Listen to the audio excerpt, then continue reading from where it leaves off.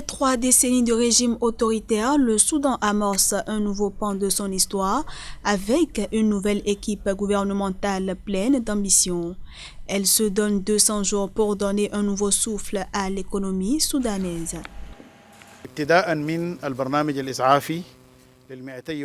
Nous avons lancé un programme de 200 jours qui se concentre sur 5 points clés. Fondamentalement, il faut stabiliser complètement l'économie et réformer le budget afin d'augmenter la charge financière pour que nous puissions respecter nos engagements envers nos citoyens, améliorer leur bien-être social et investir dans la santé et l'éducation. La nouvelle équipe dirigeante du Soudan entend aussi miser sur des mesures de stabilisation des prix des produits de base, la lutte contre le chômage des jeunes, la transition de l'aide humanitaire au développement durable et le renforcement des capacités des institutions de gestion économique. Nous avons 3 ans de travail et d'efforts devant nous. Nous réaffirmons à notre peuple que nous sommes déterminés à conserver ce grand sacrifice en œuvrant à la réalisation de ces objectifs. Les ambitions et les espoirs du peuple soudanais dont il rêvait semblaient impossibles dans le passé, mais ils sont maintenant possibles grâce à nos efforts et à notre travail commun. À terme, les nouvelles autorités soudanaises espèrent transformer la structure économique du pays, passant d'une économie fondée sur l'exportation des matières premières à une économie industrialisée. Un programme dont les fondations devraient être posées au cours des 2 dernières années de la transition.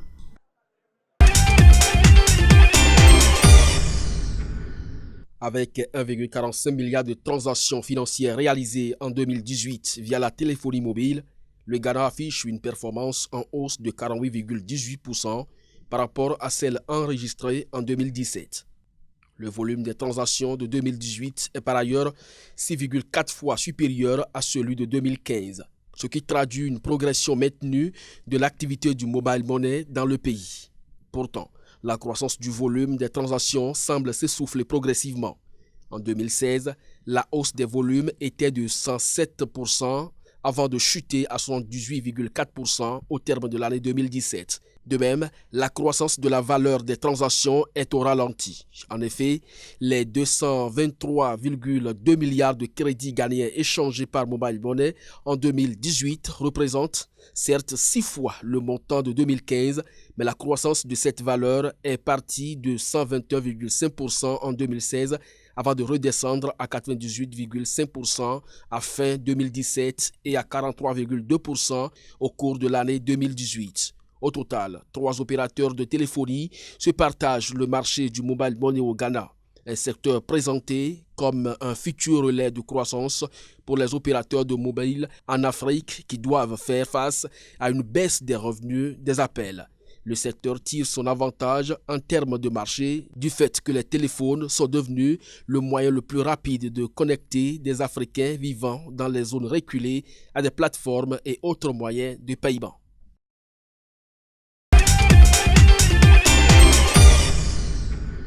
Même avec une croissance nulle au 4e trimestre 2019, l'Afrique du Sud pourrait éviter une récession cette année. C'est ce qu'estiment certains spécialistes des questions économiques.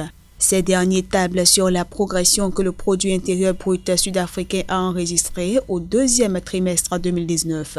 Ceci grâce à une reprise dans les secteurs miniers et manufacturiers. En effet, les données du département national de statistiques montrent que la production dans le secteur minier a augmenté de 14,4% au 2e trimestre 2019.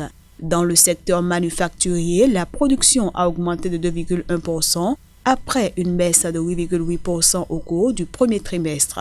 Mais la croissance de l'économie la plus industrialisée d'Afrique dépend principalement des activités de la Société nationale d'électricité ESCOM qui n'a cessé de cumuler les dettes. En début d'année, celle-ci avait multiplié les délestages qui ont provoqué un ralentissement dans la plupart des secteurs, notamment des mines. Le fournisseur d'électricité est régulièrement cité par les agences de notation comme l'une des principales menaces qui pèsent sur la cote de crédit de l'Afrique du Sud et sur ses perspectives de croissance économique.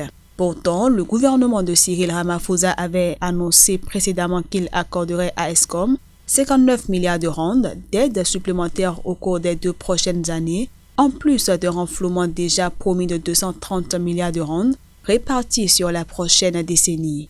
De son côté, le Fonds monétaire international avait averti que la dette publique de l'Afrique du Sud, estimée à 55% du produit intérieur brut en février par le Trésor, mais susceptible d'être révisée à la hausse lors d'une mini-budget d'octobre, a atteint des niveaux de plus en plus alarmants.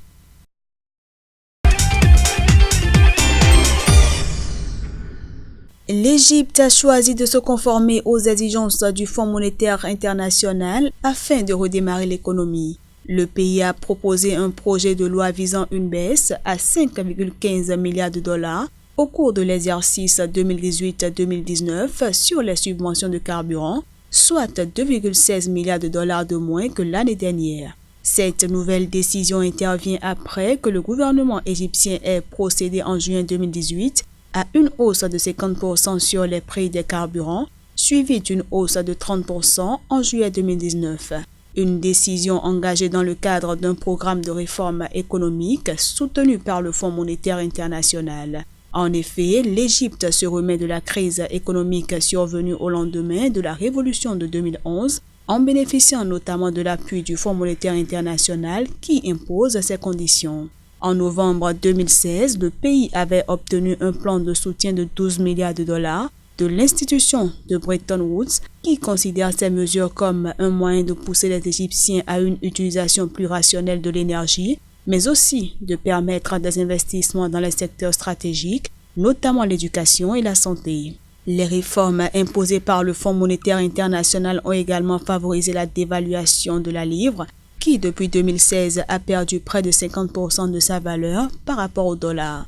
Cette série de mesures qui a entraîné la réduction du pouvoir d'achat et une montée de la grogne populaire semble porter des fruits. Les indicateurs économiques du pays ont révélé à partir de 2017 une reprise avec la croissance à un taux de 5,3%, alors que l'on s'attend à 6% en 2018-2019, puis 8% d'ici 3 ans.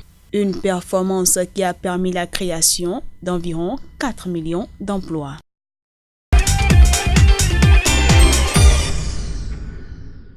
Le rapport d'Africa Oil and Power indique que 103 milliards de dollars seront investis dans le domaine du gaz naturel liquéfié d'ici la fin de l'année. Ces investissements devraient être injectés dans des projets au Nigeria, en Égypte, au Mozambique, en Mauritanie, au Sénégal, au Cameroun, en Afrique du Sud, mais également en Guinée équatoriale. Dans tous ces pays, plusieurs projets ont en effet été annoncés et les premiers efforts pour leur mise en œuvre ont démarré. Tout ceci traduit la volonté des pays du continent d'obtenir de l'électricité fiable et rentable, dans un contexte où plusieurs études montrent qu'en l'état actuel du marché, la liquéfaction du gaz est considérée comme la stratégie la plus rentable pour réaliser le potentiel gazier de l'Afrique. Le rapport d'Africa Oil and Power souligne aussi qu'en 2019, la forte consommation de charbon et le manque de fiabilité de la production d'électricité font du gaz naturel une solution intéressante pour diversifier les sources de production d'électricité. Pour rappel, le continent détient 7,1% des réserves mondiales prouvées de gaz et devrait contribuer à près de 10% de la croissance de la production mondiale jusqu'en 2024.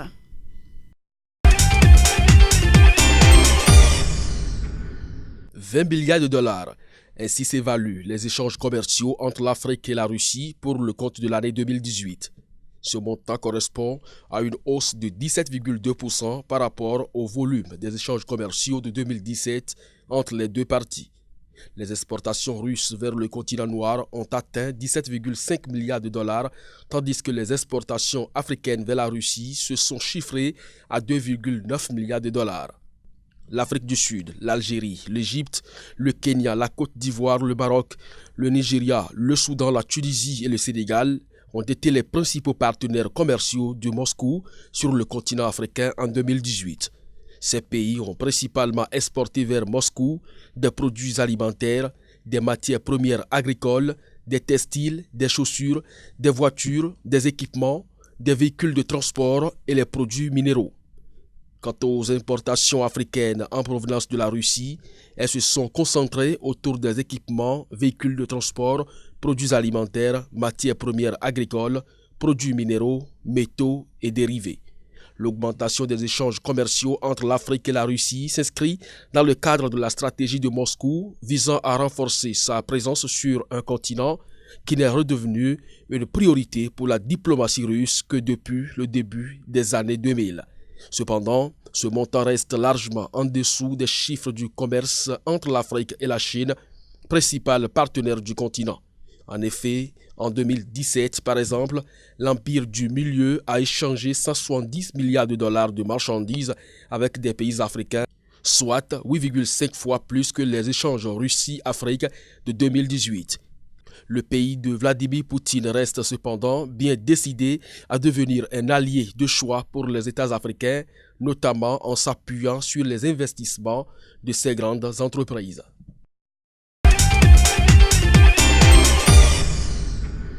Après 18 ans de léthargie, Uganda Airlines est de retour dans le ciel africain. La compagnie refait surface après sa faillite avec des ambitions pleines la tête. Objectif immédiat, reconquérir la clientèle régionale. Grâce à notre compagnie aérienne nationale, nos amis du Soudan du Sud, de la RDC, du Kenya, de la Tanzanie, du Rwanda, du Burundi et d'ailleurs pourront accéder facilement à notre marché et se connecter facilement à leur destination. Uganda Airlines entend à juste titre couvrir un solide réseau régional et se déployer progressivement d'ici 2 ans sur les lignes internationales. La compagnie aérienne desservira d'abord 7 destinations, à commencer par Nairobi, Mogadiscio, Djouba et Dar es Salaam, et ensuite à Mombasa, Kilimandjaro et Bujumbura. Autres destinations dans le viseur d'Uganda Airlines, Zanzibar, Addis Abeba et Harare, mais aussi Johannesburg, Kigali, Kinshasa, Khartoum et Lusaka. Uganda Airlines va aussi se redéployer sur les anciennes lignes desservies par la défunte compagnie nationale, notamment Londres et Bruxelles en Europe et Dubaï au Moyen-Orient. Le 23 avril dernier, nous avons reçu nos 2 premiers avions régionaux CRJ. 2 avions CRJ 900 supplémentaires seront livrés en septembre. Et d'ici la fin de l'année prochaine, en 2020, 2 Airbus A330 à fuselage large seront livrés pour des vols long courriers vers l'Europe, l'Asie et le Moyen-Orient. Uganda Airlines renaît dans un contexte de forte concurrence régionale. L'Afrique de l'Est est en effet l'une des régions les plus dynamiques en matière de transport aérien sur le continent. La nouvelle compagnie va faire face à la compétition des compagnies voisines dont Rwanda, mais aussi Air Tanzania, Kenyan Airways, sans oublier Ethiopian Airlines. Uganda Airlines est actuellement détenue à 100% par l'État, mais elle pourrait ouvrir son capital quand elle aura pris son envol.